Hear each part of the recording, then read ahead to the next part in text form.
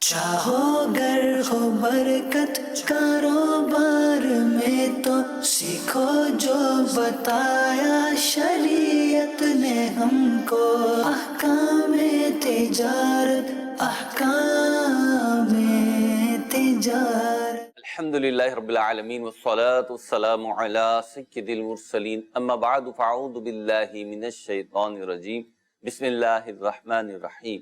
الصلاة والسلام علیک یا رسول اللہ، الصلاة والسلام علیک یا حبیب اللہ، الصلاة والسلام علیک یا نبی اللہ، وعلی آلک وصحابک یا نور اللہ۔ مدنی چینل کے ناظرین، پروگرام احکام تجارت کے ساتھ حاضر ہیں۔ حسب معمول مفتی علی اصغر الطاری مدنی مدثر العالی ہمارے ساتھ تشریف فرمائیں۔ آپ کے سوالات ہوں گے اور مفتی صاحب انشاءاللہ جوابات کی صورت میں رہنمائی فرمائیں گے۔ آپ کی بھی رہنمائی ہوگی، مدنی چینل کے دیگر ناظرین کی بھی ہوگی۔ درود پاک کی فضیلت شامل کرتے ہیں اور پھر بڑھتے ہیں آپ کے سوالات کی طرف۔ نبی رحمت شفیع امت صلی اللہ تعالی علیہ وسلم کا فرمان ذیشان ہے، بے شک بروز قیامت اس کی دہشتوں اور دشوار گزار گھاٹیوں سے جلد نجات پانے والا وہ شخص ہوگا جس نے دنیا میں مجھ پر کثرت کے ساتھ درود پاک پڑھا ہوگا۔ صلو علی الحبیب صلی اللہ تعالی علی محمد صلی اللہ تعالی علیہ وسلم۔ آپ کی کال لیں گے اور اس کے ساتھ ہی مفتی صاحب کی بارگاہ میں حاضر ہوں۔ جی مفتی صاحب کی بارگاہ میں سوال عرض ہے کہ روزہ رکھ کے کام نہیں ہوتا، تو روزہ چھوڑ کر کام کریں گے تو جو پیسے کمائیں گے حلال ہوں گے؟ الحمدللہ رب العالمین والصلاة والسلام علی سید الانبیاء والمرسلین، اما بعد فاعوذ باللہ من الشیطان الرجیم، بسم اللہ الرحمن الرحیم۔ دیکھیے، روزہ چھوڑ کر کام کرنا، روزہ تو نہیں چھوڑ سکتے بلکہ کام کو کم کیا جائے۔ ایسا نہیں ہے کہ آپ جو ہے کام بالکل چھوڑ دیں، کام کو تھوڑا کم کیا جا سکتا ہے۔ کام کا جتنا دورانیہ ہے اس دورانیہ کو کم کیا جا سکتا ہے۔ بندہ اپنی عبادت کی حفاظت کے لیے خود سوچے کہ اس کو کیا کرنا چاہیے کہ یہ عبادت بھی کر سکے اور کما بھی سکے۔ پہلا تو مرحلہ یہ ہے۔ یہ حل نہیں ہے کہ جناب روزہ رکھ لیا تو بہت مشقت ہوگی۔ مشقت تو اس آدمی کے لیے بھی ہوتی ہے جو کام نہیں کر رہا ہوتا، گھر میں پڑا صرف سو رہا ہے۔ روزہ رکھنا تو اس کے لیے بھی مشقت ہے۔ تو اب ہر آدمی کے جو مشقت کے لیولز ہیں وہ الگ الگ ہوتے ہیں۔ کام کاج کرنے والا جو آدمی ہے اس کی جو قوت مدافعت ہے، اس کا جو انرجی پاور ہے وہ زیادہ ہوتا ہے۔ یہ قدرتی نظام ہے، اس کی مدافعت کا نظام مضبوط ہوتا ہے تو وہ زیادہ مشقت برداشت کر سکتا ہے۔ بات ہے حوصلے کی، بات ہے عزم کی، بات ہے ول پاور کی۔ تو کام کے ہوتے ہوئے روزہ رکھنا کوئی ایسا محال کام نہیں ہے، روزہ رکھا جا سکتا ہے۔ بالفرض کسی نے روزہ نہیں رکھا تو اس کی جو جائز آمدنی ہے اس پر تو فرق نہیں پڑے گا، لیکن جو روزہ چھوڑنے کا گناہ ہے، ایک فرض چھوڑنے کا گناہ، بہرحال وہ اس فرض چھوڑنے کا تارک کہلائے گا اور اللہ کے بارگاہ میں سخت جواب دہ ہوگا۔ مفتی صاحب، یہاں پہ تو یہ روزہ چھوڑنے والے کے اعتبار سے بات ہوئی، یعنی جو کام کرنے والا ہے اس کے اعتبار سے آپ نے ارشاد فرمایا، رہنمائی فرمائی۔ یہ جس کے پاس کام کر رہا ہے رمضان المبارک کے حوالے سے اس کے لیے کیا رہنمائی ہوگی اور اسے کیا کرنا چاہیے؟ بعض اوقات ہوتا یہ ہے کہ ملازمت ہوتی ہے اور نوکری لگی بھی ہوتی ہے، اب اس میں سیٹھ صاحبان جو ہوتے ہیں وہ تھوڑا نا رعایت نہیں دے رہے ہوتے، یا ان کا انداز ایسا ہوتا ہے رعایت نہ دینے جیسا ہوتا ہے۔ ایسے میں جو چھوٹے چھوٹے ملازمین ہوتے ہیں، چھوٹی چھوٹی جابز کرنے والے ہوتے ہیں، وہ بیچارے خوفزدہ ہوتے ہیں اور وہ ان کے لارے میں آ جاتے ہیں۔ تو ان کو کیا کرنا چاہیے کہ جن کے پاس ایسے افراد کام کر رہے ہیں، ان کی کیا ذمہ داری بنتی ہے؟ دیکھیں، ان کی ذمہ داری بھی یہ بنتی ہے کہ ملازمین کو ریلیف فراہم کریں۔ اب دیکھیں نا، لاک ڈاؤن بھی تو آ گیا نا، جی اور لاک ڈاؤن کی وجہ سے دکانیں وقت سے پہلے بند کرنی پڑ رہی ہیں۔ جی 6 بجے مارکیٹس بند ہو گئی ہیں، اور سوائے جو ضروری دکانیں ہیں، بیکری اور سبزی دوائی وغیرہ، ساری دکانیں بند ہونے کا ٹائم آ گیا ہے۔ ورنہ تو یہ ٹائم تو ایسا پیک ٹائم سمجھا جاتا ہے کہ جناب کیا چوڑی والا، تو کیا منیاری والا، تو کیا کپڑے والا، تو کیا میک اپ والا، تو ان لوگوں کے لیے تو یہ انتہائی پیک ٹائم ہوتا ہے۔ لیکن کیا ہوا؟ بند کیا نا آخر۔ تو جب حکومتی اس کی دباؤ کی وجہ سے یا قانونی آرڈرز کی وجہ سے دکان بند کر سکتے ہیں تو اپنے ملازمین کو روزہ کے تعلق سے ریلیف دینے کے لیے کام کم کیوں نہیں ہو سکتا؟ مثال کے طور پر کوئی ایسا ملازم ہے سخت مشقت کا کام ہے اس کا، تو رمضان میں ایک دو اور ملازم رکھ لیں، تھوڑا سا ٹائم اس کو کم دیں، تو یوں ایک اخلاقی ذمہ داری تو بہرحال بنتی ہے۔ ٹھیک، اگلی کال دیجیے۔ روزہ رکھ کر سر پر مہندی لگا سکتے ہیں اگر نہیں لگا سکتے؟ جی، سر پر مہندی لگانے سے روزہ نہیں ٹوٹتا، لگا سکتے ہیں۔ ٹھیک، اگلی کال دیجیے۔ حضرت میرا یہ سوال ہے کہ میں نے مکان لیا ہے 2 ہفتے، میرے پاس پیسے ہیں، اس کو بیانہ دے دیا، ابھی بقایا پیسے دینے ہیں، کہ اس سے زکوٰۃ ہوگی نہیں ہوگی؟ ٹھیک ہے جی، مکان خرید لیا، سودا کر لیا، لیکن رقم ابھی موجود ہے، قسطوں میں دینی آگے؟ دیکھیے، اگر آپ یہ بتا دیتے کہ یہ مکان آپ نے کس مقصد کے لیے لیا ہے تو میرے لیے جواب دینا آسان ہو جاتا ہے۔ اب ہم صورتوں میں دے دیتے ہیں۔ بالفرض آپ نے یہ مکان جو ہے وہ رہنے کے لیے یا کرائے پر دینے کے لیے لیا ہے، اس پر زکوٰۃ جو ہے وہ نہیں ہے۔ اور اگر یہ مکان آپ نے لیا ہے تجارت کے لیے، بیچیں گے اس کو، تو پھر شرائط پائی جاتی ہیں تو اس پر زکوٰۃ ہوگی۔ رہی بات پیسوں کی، تو اب جو لیکوڈ تھا یعنی کرنسی اور پیسے، وہ مکان میں چینج ہو گئے ہیں، تو جو بیانہ دے دیا ہے وہ بھی آپ کا نہیں ہے، اور جو دینا ہے اس کو بھی مائنس کریں گے۔ جی، اگلی کال دیجیے۔ عبد الستار اتاری میں اساکو ڈسٹرکٹ سے بات کر رہا ہوں۔ میرا سوال یہ کہ اگر کسی اسلام بھائی کو کچھ پیسے کسی نے دیے کہ یہ زکوٰۃ کے پیسے آپ فلاں مصرف میں خرچ کر دینا، تو اس نے اپنے جیب میں رکھے، بھولے سے اس نے اپنے پیسے سمجھ کر، کیونکہ اس کے جیب میں اور بھی پیسے پڑے تھے اسی سے ملتے جلتے، اس نے خرچ کر ڈالے۔ جب دینے کی باری آئی تو پتہ چلا کہ یہ تو وہ پیسے میں نے تو دے دیے، یہ میرے والے پیسے ہیں، تو اب کیا حکم ہے اس کے لیے؟ کیا گناہ گار ہے؟ اس کے اوپر توبہ لازم ہے؟ کچھ کفارے وغیرہ کی صورت ہے یعنی؟ جواب ارشاد۔ دیکھیے، ویسے تو بعض صورتوں میں پیسہ تبدیل کرنے کی اجازت ہوتی ہے جہاں ضرورت ہو۔ یہاں کوئی ایسا ضرورت کا معاملہ نہیں ہے، ان کے پاس جو پیسے ہیں وہ امانت ہی تھے ان صاحب کے، تو اب اس کا طریقہ یہ ہے کہ ان سے اجازت لے کر پھر یہ آگے پیسوں کی ادائیگی کرے کہ بھئی وہ پیسے تو تبدیل ہو گئے تھے، دوسرے پیسے میں ملا دیتا ہوں اس کی جگہ، آپ مجھے اجازت دے دیں۔ یہ معاملہ جو ہے ان کو کرنا پڑے گا۔ ٹھیک، اگلی کال دیجیے۔ پچھلے رمضان میرے اوپر زکوٰۃ فرض نہیں تھا، میرے پاس اتنی رقم نہیں تھی، اس بار الحمدللہ میرے پاس زکوٰۃ فرض ہو گئی ہے، میرے پاس اتنا رقم ہے، تو کیا میں ابھی زکوٰۃ ادا کر دوں؟ کیونکہ اس پیسے کو تو 1 سال ابھی میرے پاس آنے کے ہوئے نہیں ہیں۔ زکوٰۃ کے جو بنیادی مسائل ہیں وہ آپ کو سیکھنے پڑیں گے، اور آپ کو پتہ ہونا چاہیے کہ کس دن زکوٰۃ فرض ہوتی ہے۔ وہ جو دن ہے فرض ہونے کا تو اس دن زکوٰۃ نکالنی پڑے گی، اور اگر پیسے ہو ہی نہ بندے کے پاس تو پھر قرضہ لے، تو جس دن فرض ہو رہی ہے اس دن کے حساب سے زکوٰۃ نکالنی ہوگی۔ مفتی صاحب، اس صورت میں ایڈوانس میں نہیں دے سکتے؟ ابھی سال تو نہیں گزرا ان کے اوپر۔ ہاں، اگر ایڈوانس دینا چاہ رہے ہیں جی تو ایڈوانس دے سکتے ہیں۔ ٹھیک، اگلی کال دیجیے۔ فیملی میرا ضلع نوشہر فروز میں میں کام کرتا ہوں کراچی میں، تو فطرہ دینا میرا واجب ادھر ہوگا کہ ادھر گاؤں میں دینا واجب ہوگا؟ ادھر سے بیچ کے میں گاؤں میں بیچ سکتا ہوں، ادھر دے سکتا ہوں؟ کیا سوال کیا ہے؟ نوشہرہ میں رہتے ہیں، اصل رہائش نوشہرہ میں، لیکن کام کراچی میں کرتے، تو فطرہ کہاں سے دیں؟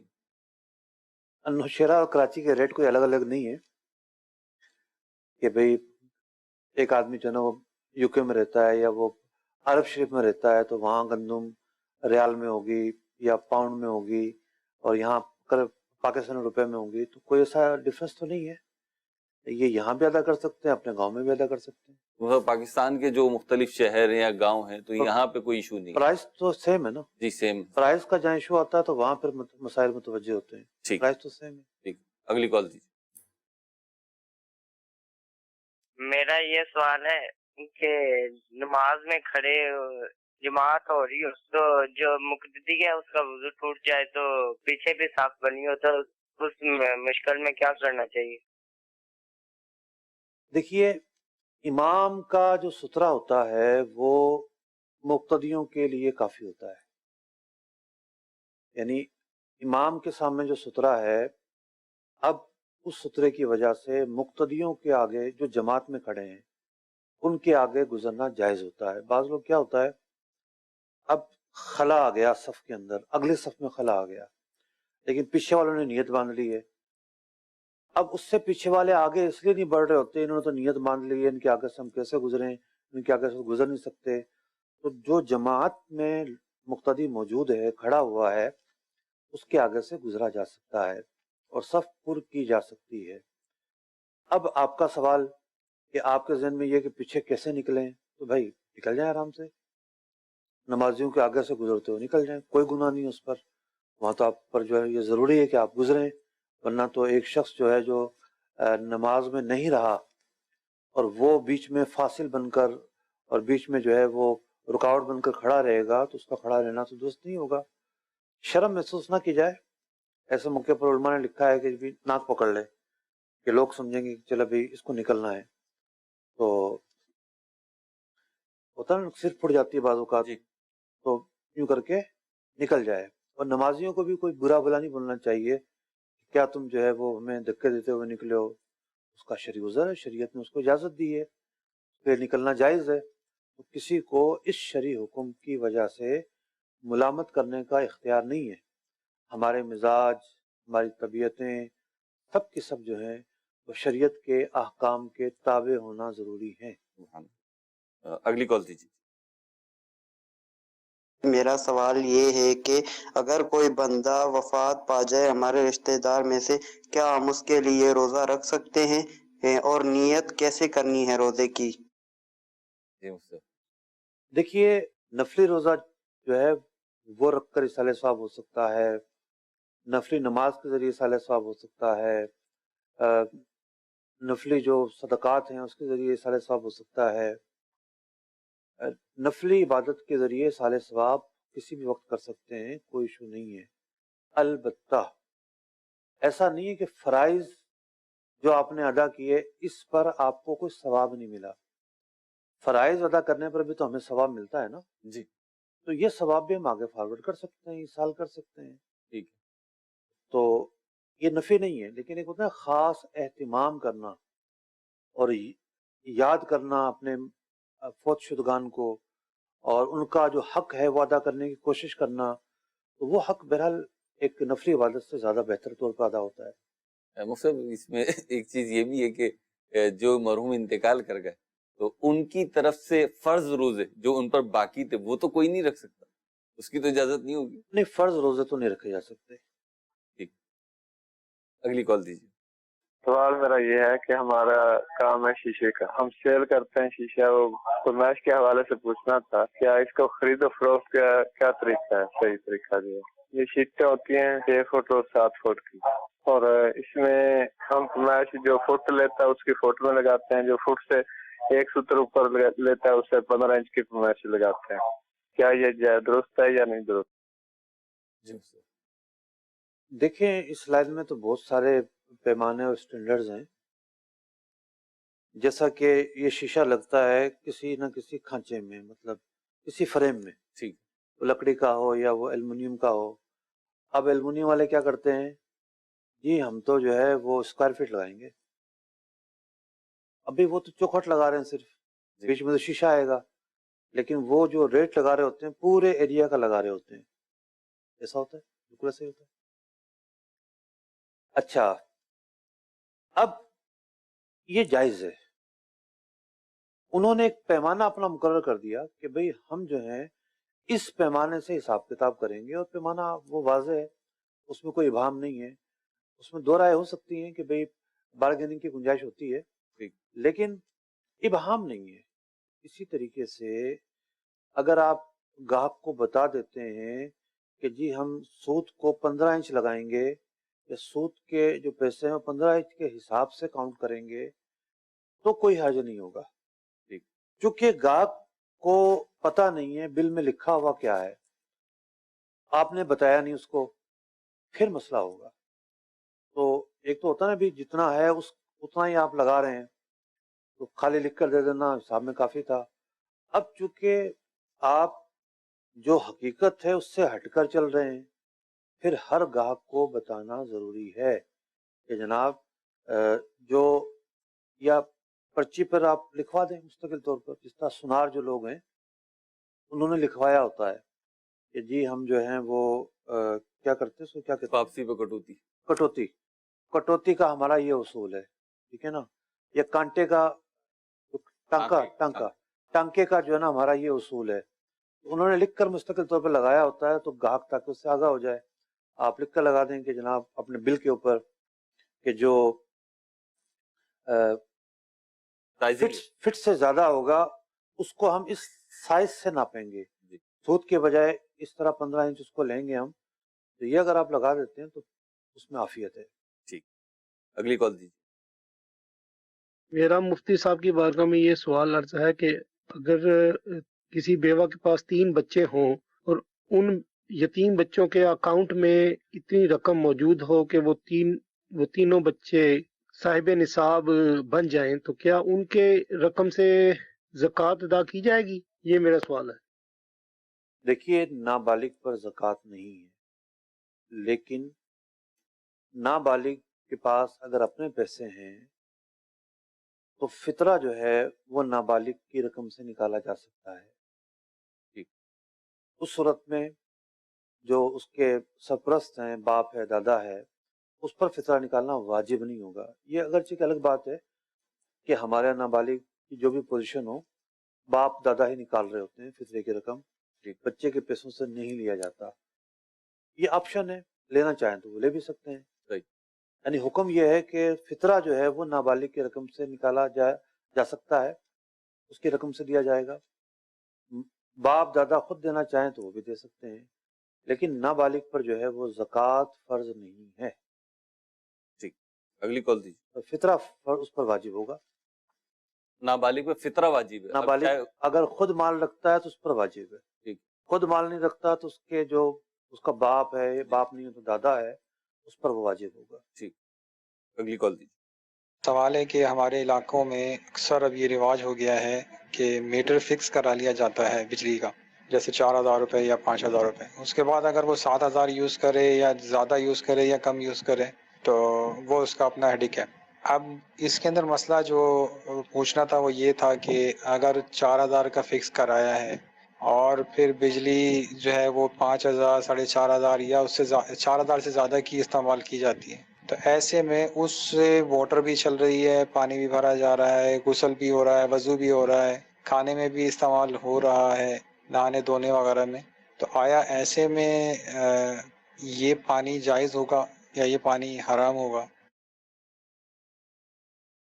پہلے تو یہ دیکھیے کہ آپ کے محلے میں یا آپ کے اڑوس پڑوس میں یا آپ کے ارد گرد میں 2-4 لوگوں نے یا 8-10 لوگوں نے، ممکن ہے چھوٹا اگر شہر ہے تو وہاں تو اندھی مچی ہوتی ہے، بہت سارے لوگوں نے اس طرح کا کام کیا ہے، تو یہ نہ کہیں کہ ایسا رواج ہے. یہ چوری ہے، اور یہ چوری ہوتی ہے ٹیکنیشین کی مدد حاصل کر کے.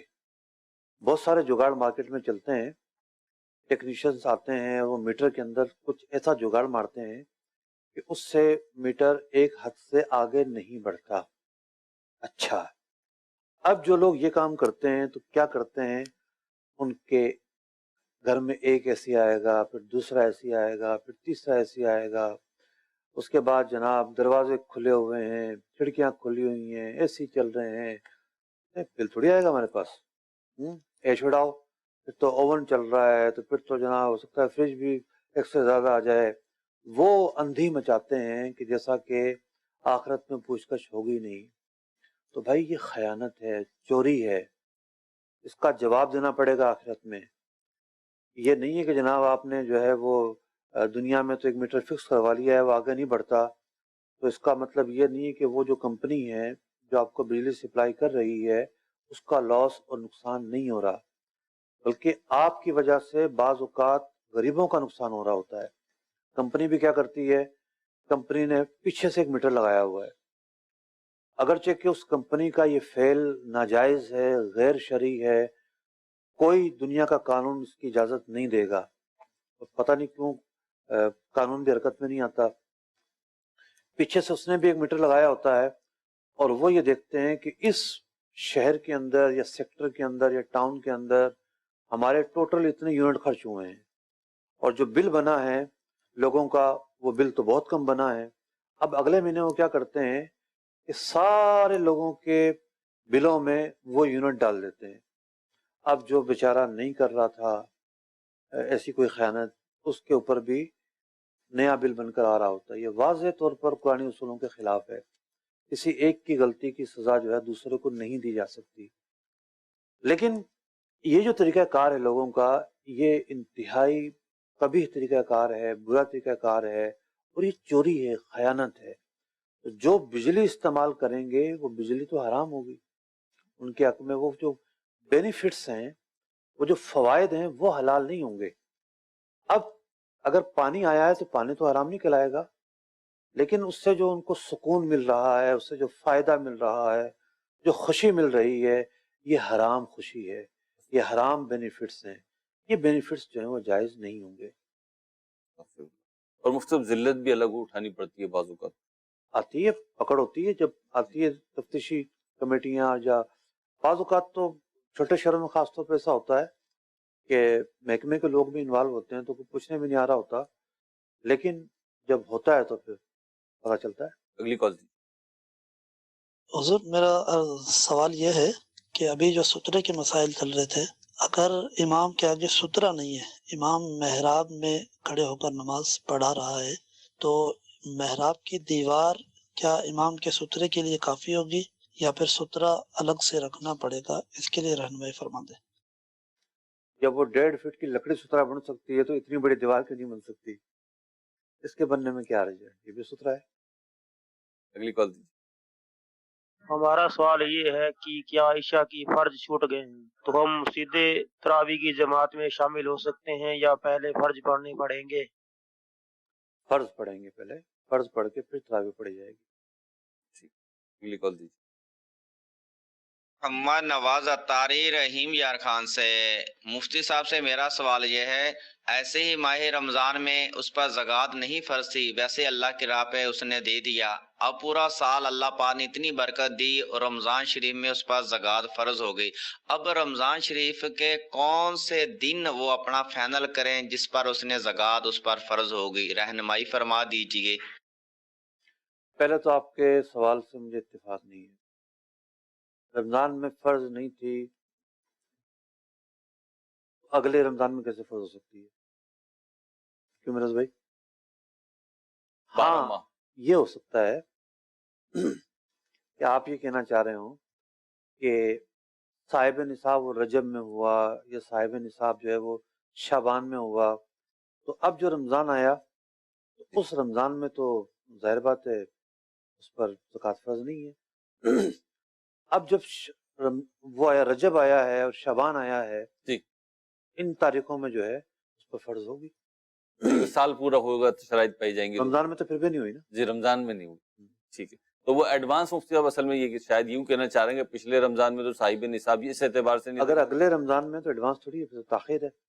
ٹھیک ٹھیک، تو وقت پہ ادا کرے گا جو اس کا بنتا ہے. جس دن فرض ہو رہی ہے اس سے پھر تاخیر نہ کرے، انتظار نہ کرے کہ رمضان آئے گا تو ادا کروں گا. ٹھیک ہے. کال. میرا نام محمد جابر اتاری ہے. مفتی صاحب کی بارگاہ میں میرا سوال ہے کہ اگر امام صاحب جماعت کراتے ہوئے بھول جائیں، ان کو پیچھے سے لقمہ دیا جائے، اگر وہ لقمہ پکڑ کر آگے چلتے ہیں تو کیا سجدہ سہو واجب ہو جائے گا یا نہیں؟ لقمے کے مسائل پر ایک مستقل رسالہ ہے، میں نے 2007 میں وہ رسالہ لکھا تھا. الحمدللہ مکتبۃ المدینہ کی ویب سائٹ پر وہ رسالہ موجود ہے، نماز میں لقمے کے مسائل. تو اس رسالے کا ضرور مطالعہ کریں. اس کا شروع میں ایک مقدمہ ہے اور اس مقدمے میں بیان کیا گیا ہے کہ لقمہ جو ہے کیا چیز ہے، کیوں دیا جاتا ہے، اس کی کیا وجہ ہوتی ہے، اور پھر وہ صورتیں بیان کی گئی ہیں کہ کہاں جو ہے وہ لقمہ دیا جاتا ہے، اس کا محل اور موقع کیا ہے لقمہ دینے کا. تو لقمہ دینے کا جو موقع اور محل ہے اس میں لقمہ دیا جائے گا اور امام لقمہ لے گا بھی.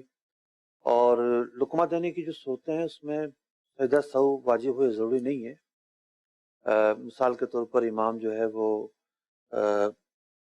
قاعدہ اولا سے اٹھنے ہی لگا تھا، کسی نے لقمہ دے دیا تو ابھی جو ہے یہ بیٹھنے کے ہی قریب تھا تو سجدہ سہو تو واجب نہیں ہوا۔ اسی طریقے سے قرات میں اگر وہ بھولتا ہے، کسی نے لقمہ دے دیا تب بھی سجدہ سہو واجب نہیں ہوا۔ بعض صورتیں ایسی ہو سکتی ہیں کہ سجدہ سہو واجب ہو جائے، جیسا کہ قاعدہ اخیرہ کرنے کے بعد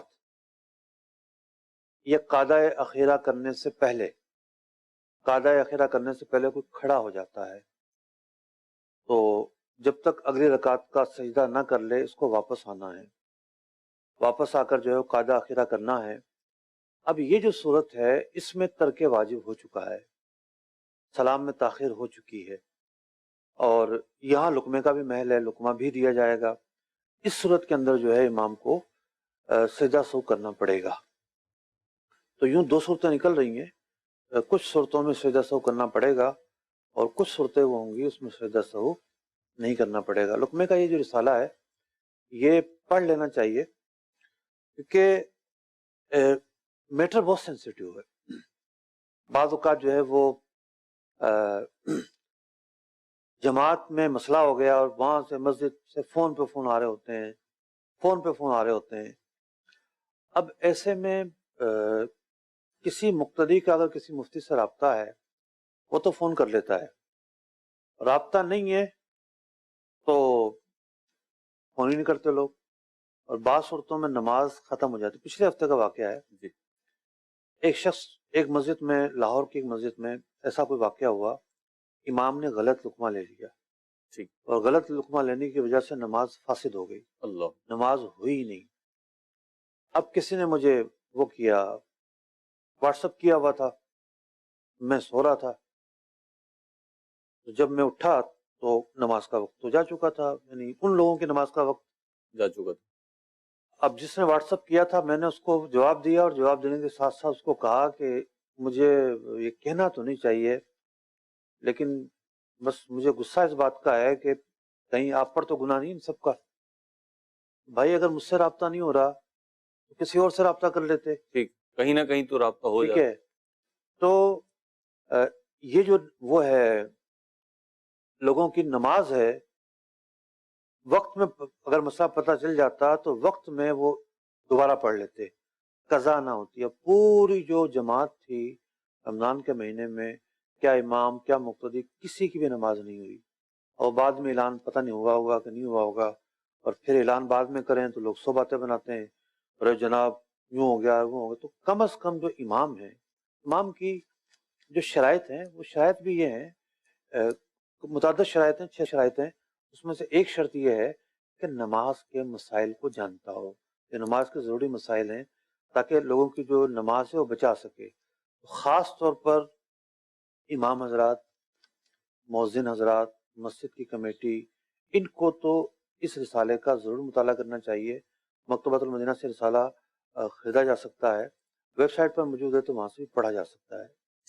مفتی یہاں پہ میں ایک رہنمائی چاہوں گا، وہ یہ کہ اس طریقے کے جب معاملات ہوتے ہیں، میں تھوڑا جرنلائز کر کے بات کر لیتا ہوں، تو لوگ ایک دوسرے پہ ڈال رہے ہوتے ہیں غلطی، کہ غلطی ہماری تھوڑی ہے، غلطی تو ان کی ہے، ان کی وجہ سے ہوا ہے، ان کی وجہ سے ہوا ہے، تو پھر اس میں دونوں طرف ہیں، ایک دوسرے پہ آپ چھوڑیں غلطی۔ ایک نماز میں کسی جگہ موجود تھا، جی، امام نے جو ہے وہ لقمہ لیا لیکن سجدہ سہو واجب نہیں ہوا تھا، یعنی لقمہ تو درست تھا لیکن سجدہ سہو لازم نہیں تھا، سجدہ سہو لازم نہیں ہوا تھا۔ اب انہوں نے سجدہ سہو کر لیا، تو میں گیا مصلی پر، کئی صفوں سے آگے بڑھتا ہوا ان کے کان میں جا کے بتایا، یعنی وہ اٹھنے لگے تھے نا قاعدے سے، جی، فوراً لقمہ آ گیا۔ میں نے کہا 3 مرتبہ سبحان اللہ کی مقدار تو نہیں ہوئی تھی، یا آپ اتنا کھڑے تو نہیں ہوئے تھے؟ انہوں نے کہا ہاں ایسے ہی تھا۔ تو میں نے کہا پھر تو سجدہ سہو واجب نہیں ہوا۔ تو اب آپ یہ اعلان کر دیں کہ وہ لوگ جو مسبوق ہیں، ٹھیک ہے، بعد میں نماز میں شامل ہوئے ہیں، وہ اس سجدہ سہو کی وجہ سے ان کی نماز نہیں ہوئی۔ ٹھیک، اگر امام غلط سجدہ سہو کر لے تو مسبوق کی نماز نہیں ہوتی، آپ یہ اعلان کر دیں۔ صحیح، میرے پریشر میں آ کے انہوں نے اعلان تو کر دیا. صحیح. آپ کو جانتے تھے؟ ظاہر بات جانتے تھے جی. لیکن بعد میں مکر گئے کہ نہیں میں تو تاخیر ہو چکی تھی. حالانکہ میں نے سب سے پہلے جا کے ان سے بیان لیا کہ مجھے ایسا لگتا ہے کہ آپ تاخیر کہاں تاخیر تو نہیں. یعنی آپ نے اپنی بات ان کے اوپر انڈوز نہیں کی بلکہ انہی سے پوچھا. ہاں کیونکہ بات کا اعتبار انہی کا ہوگا. جی. بعد میں مکر گئے. لوگوں سے پتا چلا کہ وہ تو کہہ رہے ہیں جی نہیں مجھ سے تو تاخیر ہو گئی تھی. اور یعنی وہ اپنا جو سجدہ سہو تھا اب وہ اس کا دفاع کر رہے ہیں کہ میں نے سجدہ سہو کیا وہ صحیح کیا تھا. تو عجیب حماقت ہوتی ہے بعض اوقات. خود امام نہیں سمجھ رہا ہوتا, مقتدی تو دور کی بات ہے. بہرحال خوف خدا رکھیں اور علم دین بھی حاصل کرتے رہیں, اور جب اس قسم کی غلطی ہو تو مطلب بہرحال جس کی ہے وہ تسلیم کر لے, اور یہ یاد رکھیں کہ اصل میں دیکھیں مقتدیوں کا جو پریشر ہے نا یہ بڑا کام خراب کرتا ہے. ایسا پریشر بھی نہ ڈالیں کہ امام کا وضو ٹوٹ جائے تو وہ ہمت ہی نہ کریں پیچھے ہٹنے کی. اس سے میرے پاس شکایت آئی ایک جگہ سے, اور بڑی عجیب شکایت ہے. شکایت یہ آئی کہ امام جو ہے وہ ایک ہفتے میں 3 دفعہ سجدہ سہو کر چکے. میں نے کمیٹی کو عرض کی, میں نے بولا اس پہ تو شکر بجا لائیں کہ امام کو مسائل پتہ ہیں اور وہ سجدہ سہو ادا کر رہا ہے, ورنہ بہت ساری صورتوں میں تو پتہ بھی نہیں چلتا پیچھے کھڑے ہوئے افراد کو کہ نماز میں کوئی غلطی ہوئی ہے یا نہیں ہوئی. تو باقی میں آپ درست فرما رہے ہیں. بیچارہ امام بعض اوقات مظلوم ہوتا ہے. خیر امام کو شریعت کا متبع ہونا ضروری ہے. لوگوں کی کیل و کال کو مد نظر نہ رکھے, شریعت پر عمل کرے. غلطی ہوئی ہے جو شریعت کا حکم ہے اس پر عمل کرے. لیکن مظلوم ان معنی میں ہوتا ہے کہ دنیا میں ہر کمپنی ہر ادارے میں باس ایک ہوتا ہے, لیکن مسجد کے اندر ہر آدمی چودھری ہے, ہر آدمی باس ہے, ہر آدمی جناب اپنی جناب لائن دے رہا ہے امام کو, یوں کرنا یوں نہیں کرنا. تو بعض اوقات تو پس کر رہ جاتا ہے امام بھی اور کمیٹی بھی. بعض اوقات کمیٹی بھی اگر مضبوط نہ ہو تو اس کو بھی لوگ, بعض اوقات کمیٹی غلط کر رہی ہوتی ہے, لوگ صحیح ہوتے ہیں. اب امام کہتا ہے شریعت کی پابندی کرنی ہے, کمیٹی بلا وجہ پریشر ڈال رہی ہے مجھ پہ, ٹھیک ہے نا. تو اب مثال کے طور پر بعض اوقات ایسا ہوتا ہے چندہ ایسے ٹائم پر کیا جاتا ہے شرن اس ٹائم پہ چندہ کرنا جائز ہی نہیں ہے. یعنی خطبے کی یہاں اذان ہو رہی ہے اور یہاں جولیاں پھر رہی ہیں. خطبے کی اذان کے وقت کیسے چندہ ہو سکتا ہے؟ کمیٹی کے سمجھ میں بات ہی نہیں آ رہی. تو جب معاملہ اللہ کے گھر کا ہے, اللہ کے گھر کی خدمت کا ہے, تو اللہ تعالیٰ اسی خدمت کو قبول کرے گا جو اس کے احکامات, اس کے پیارے محبوب علیہ السلام کے احکامات کے مطابق ہوگی. صرف اتنا نہیں ہے کہ صرف خدمت قابل قبول ہے, وہ خدمت قابل قبول ہے جو اللہ کی رضا کے مطابق ہے.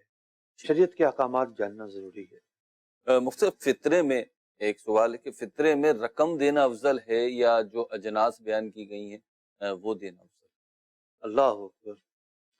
امام اعظم ابو حنیفہ زندہ باد. سبحان اللہ, بے شک زندہ باد. آج کل عرب دنیا میں مسئلہ ایسا بنا ہوا ہے, ہاٹ ٹاپک بنا ہوا ہے, ایسا ہاٹ ٹاپک کہ کیا پوچھیں گے. امام اعظم کے نزدیک جو ہے اجناس دینا ضروری نہیں ہے. ٹھیک ہے, یعنی گندم جو وغیرہ جو ہے وہ دینا ضروری نہیں ہے. اور جو دیگر اقوال ہیں وہ یہ نہیں ہے. ٹھیک ہے.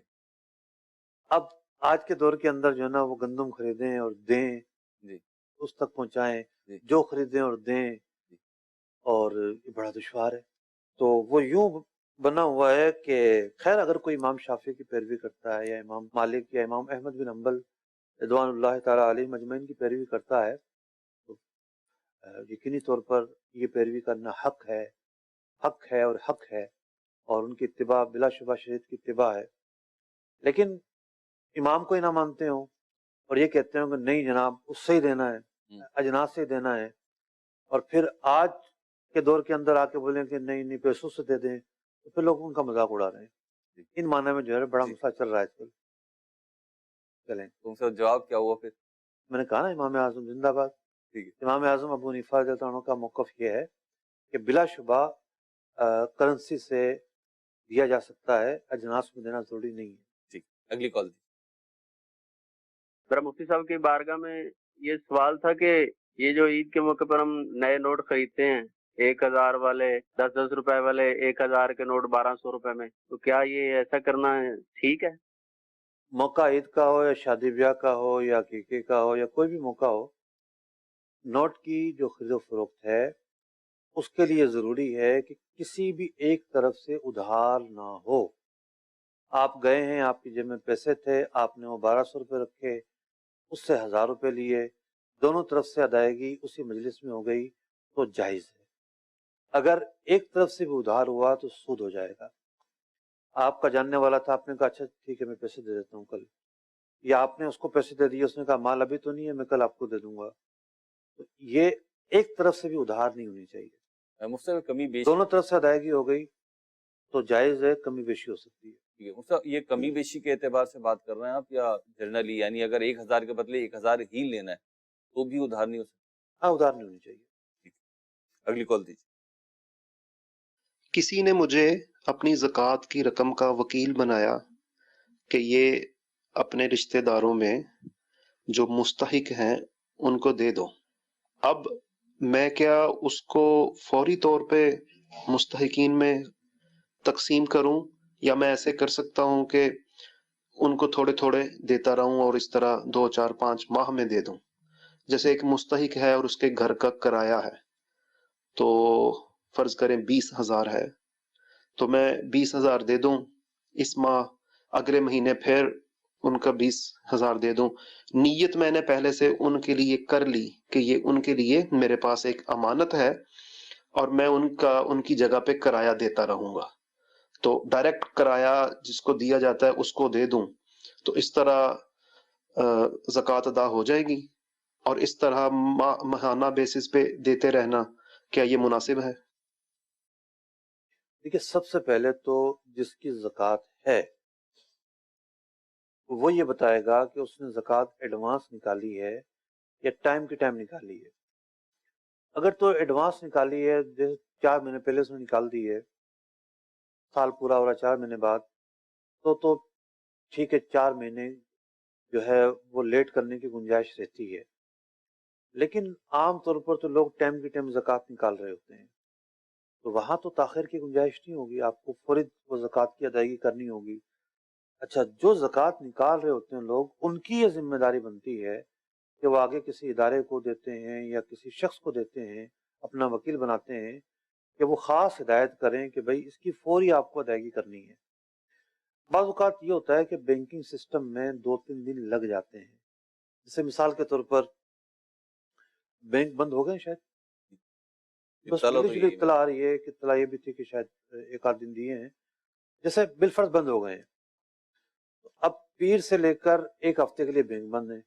اب کسی نے گزشتہ روز جو ہے وہ زکوٰۃ کسی ادارے کے اس میں ڈالی، تو یہ ادارہ ظاہر بات ہے ہفتے کے بعد ہی اس کو نکلوا پائے گا، اس سے پہلے تو نہیں نکال پائے گا۔ تو یہ آپ کی ذمہ داری تھی کہ آپ بالکل، آپ کا اگر 25 رمضان المبارک کو سال پورا ہو رہا تھا تو آپ نے 25 کا انتظار کیوں کیا؟ آپ پہلے نکال لیتے تاکہ ان مراحل سے جو ہے وہ گزرنا ممکن ہوتا۔ پہلی بات یہ تھی۔ دوسری بات یہ تھی کہ غریب پر بھی اعتماد کر لینا چاہیے۔ بعض اوقات بندہ سوچتا ہے کہ نہیں ایک ساتھ دے دیں گے تو یوں کر لے گا، یوں کر لے گا، یوں کر لے گا، ایسا کہاں، سب جگہوں پہ ایسا نہیں ہوتا۔ ہر آدمی نشئی نہیں ہوتا کہ پیسے برباد کر دے گا۔ غریب آدمی ایک ان کی تعداد ہے کہ جو پیسے کو واقعتاً پائی پائی کر کے خرچ کرتی ہے۔ امیر آدمی تو یہ آیا اور یوں پیسے خرچ کر دیے، لیکن غریب سے پوچھو کہ وہ پیسہ کس طرح خرچ کرتا ہے، تو اس کو یکمشت بھی دے دیں گے تو وہ مالک ہے، ہم نے تو دینا ہے، اس کا حق ہے، ہم اپنے ذمہ سے دے دیں، تو یوں اعتماد کرنا چاہیے۔ دیکھتے رہیے مدنی چینل۔ صلو علی الحبیب صلی اللہ تعالی علی محمد صلی اللہ تعالی علیہ۔ چاہو گر ہو برکت کاروبار میں تو سیکھو جو بتایا شریعت نے ہم کو، احکام تجارت، احکام